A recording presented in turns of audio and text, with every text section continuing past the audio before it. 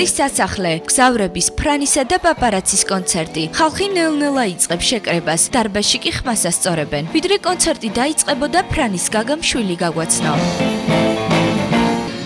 თომა ფრანჩიკა ჩიხლაძე, პატარა ფრანი. კონცერტი დაგვიანებით დაიწყო. პირველი სცენაზე კორკოტა ავიდა. მიუხედავად იმისა, რომ დარბაზი სავსე არ იყო, საღამო ენერგიულად დაიწყო.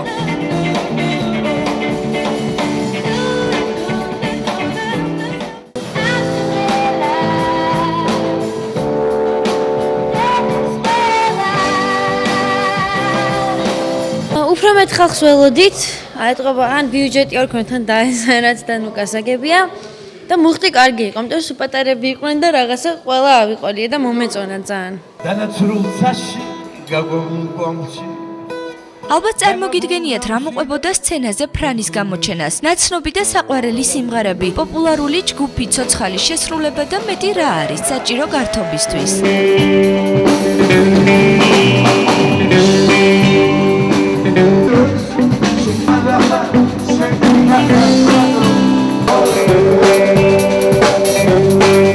შემდეგ რაც ფრანმა გამოსვლა და ასრულა, გაგამ ემოციები გაგვიზიარა. ძალიან კმაყოფილი ვარ, აღფრთოვანებული ვარ, გახარებული ვარ, დადებითი ემოციები აქვს. რაც თავარია, კმაყოფილი ვარ რა. გზავრებმა მაყურებლები დაიმგზავრეს და საკუთარი სიმღერებით ყველა აიყოლიეს. გიგი, რომელიც სცენაზე უმეტეს შემთხვევაში მშვიდად არის ხოლმე, ახლა არ გაჩერებულა. გიგი ერთადერთი არ იყო, ვინც მუსიკის ტემპს აყვან. ისე მომწონს, არ ვიცი. გონი ყველა გავერთეთ, ხო? ეხა ჯულია რობერტის გმინი რომ ვიყო, ამაზე ქალი და ძალიან თუ სიტყვას ვიტყოდი. Oh, it was so good, I almost peed my pants.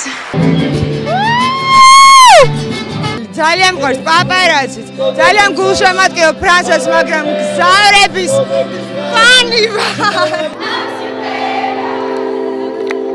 ალბათ არ აქვს მნიშვნელობა ასეთ კონცერტს რამდენი ადამიანი დაესწრება. თავარია ვინც მოვა ის სიამოვნოს. ამ პროექტით კი არა მხოლოდ მაყურებელი, მუსიკოსებიც კმაყოფილები იყვნენ.